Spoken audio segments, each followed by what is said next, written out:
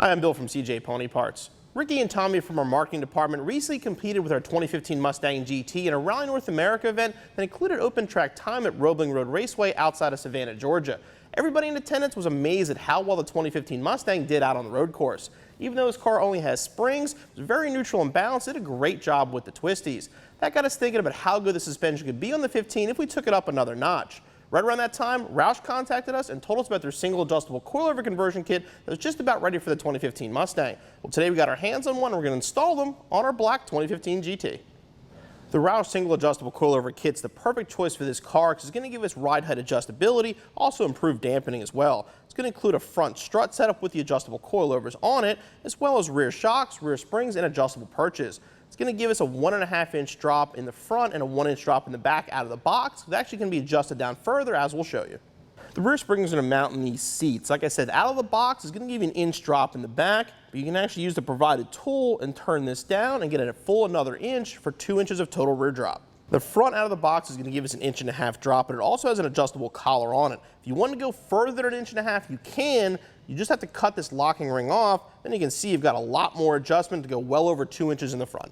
For our purposes, we're going to install the kit exactly as it comes from Roush because we're looking more for the performance than the overall stance. If you do want to slam it though, like I said, you can remove these collars and lower it much further down. For this installation, they had a jack and jack stands or a lift and pull jack, 1/2-inch ratchet, 1/2-inch impact gun or breaker bar, 13mm socket, 15mm socket, 18mm socket, 21mm socket, 22mm socket, 24mm socket, 17mm wrench, panel removal tool, hammer, and a spring compressor.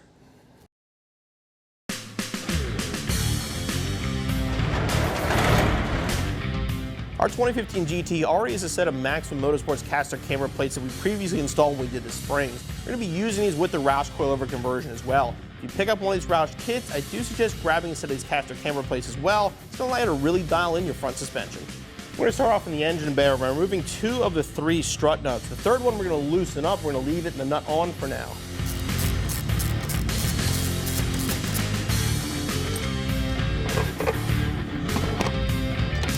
Just make sure you just get it loose. If you do take it all the way off, the suspension is going to drop. Now I'll move down to the strut itself and start by removing the sway bar end link. We'll hold it with a wrench from the back and take the nut off.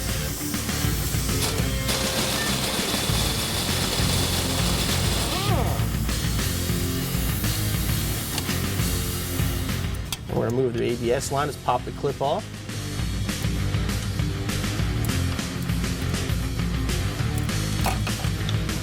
Now we're going to remove the 2 bolts in the back of the caliper. We have to put that aside so we get to the nuts to remove them to remove the spindle from the strut.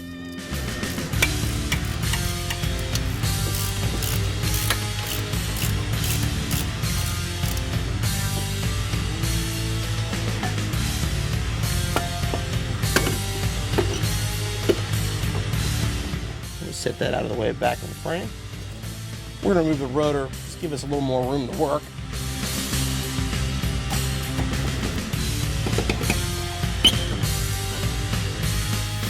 Now we're going to loosen up these 2 nuts that hold the spindle to the actual strut itself. Don't take them all the way off, just get them loose for now.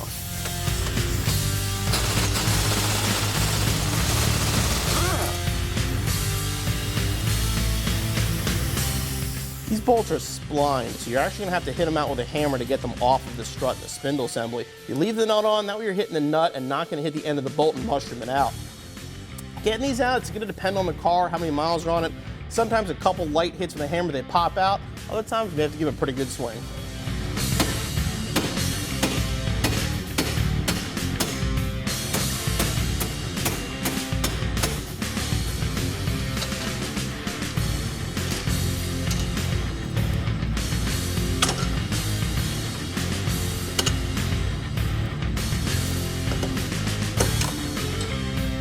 Once it's loose, now we can go back up top, loosen up that last nut holding the strut to the strut tower, and remove the factory strut assembly.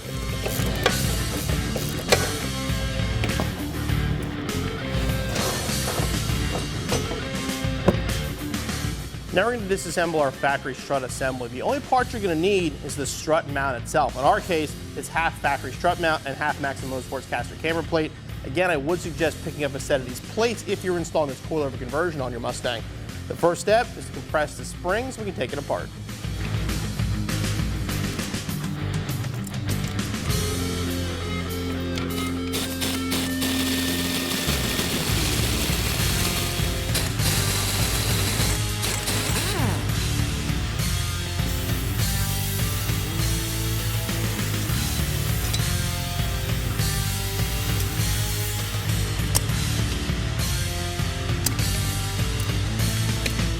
And we'll install the plate we removed onto our new springs. More than likely, you actually won't even need a compressor, so you can pull down this pretty easily and put the bolt on.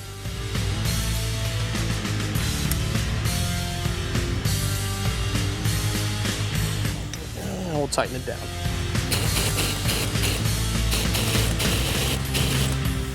And our assembly is ready to reinstall on our 15. Now we're ready to put the assembly back in our car. If you are using the Maxxum Motorsports plates like we recommended, make sure this ring and this is kind of pointing outward.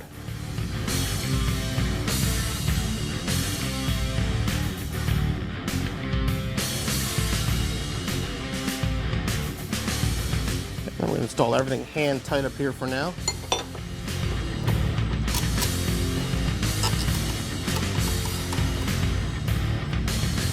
We'll reinstall the spindle.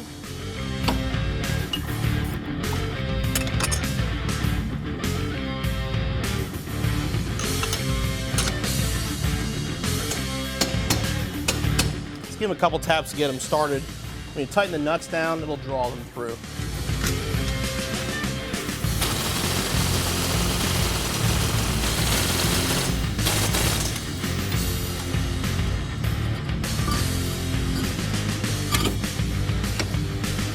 Make sure before you put the caliper on, I'm going to grab the sway bar end link and get it above the brake line. If you put the caliper on without it up there, you won't be able to get it back.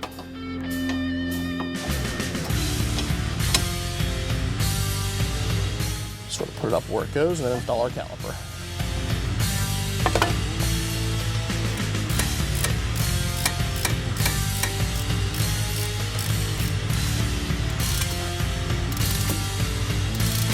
Don't forget to reattach the ABS lines.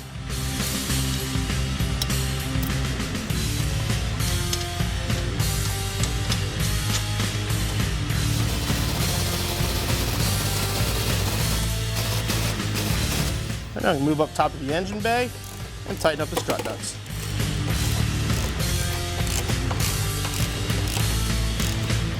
Okay, you want to repeat the process on the other side and move on to the rears.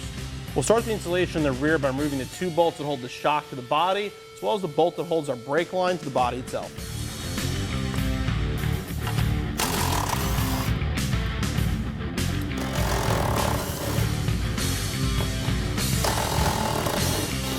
Now we'll move on to the car.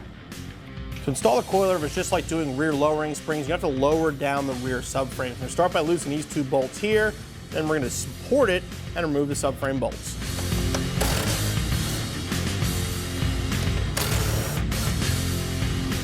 These don't have to come all the way out, just get them loose.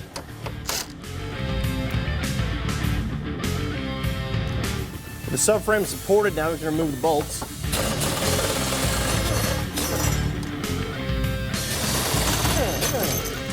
Before we lower the subframe, while we're here, we're going to pop these two bolts off here. So we do have to remove the shock since we are replacing it. The shock out of the way makes the spring removal a little easier as well.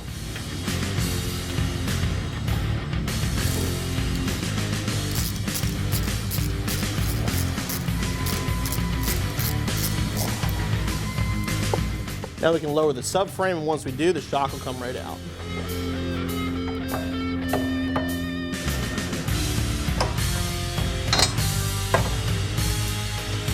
You're not going to keep the upper isolator, but you are going to keep the lower one. So put that back into place, and we can install our new spring. Install the adjuster on the top of the spring. It's easy to tell it's the flat part. And put the spring into place.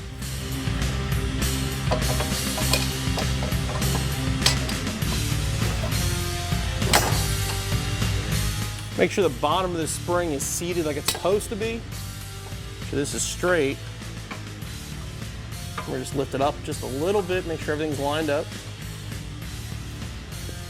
Before we put your stock shock away, you'll pop the nut off, so you have to steal the bracket and move it over to our Roush.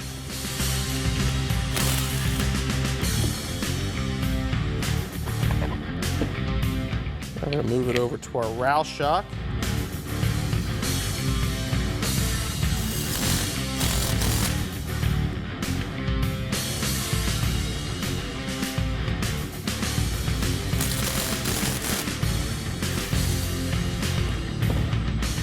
And it's ready to go back on our car. Now I'll put our Roush shock right where the factory one came out and reinstall with the original hardware.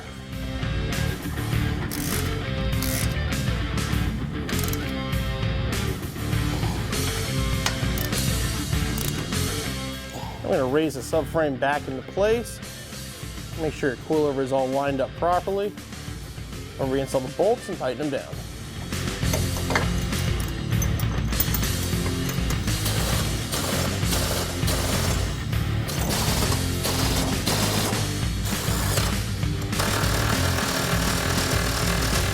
I'm going to reinstall the shock mount. You may have to lift up on the subframe to get it to line up.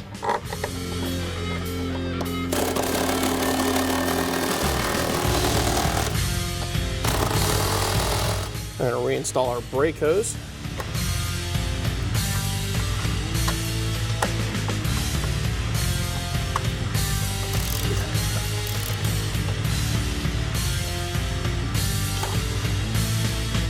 I'm going to repeat the process on the other side, and your installation is finished.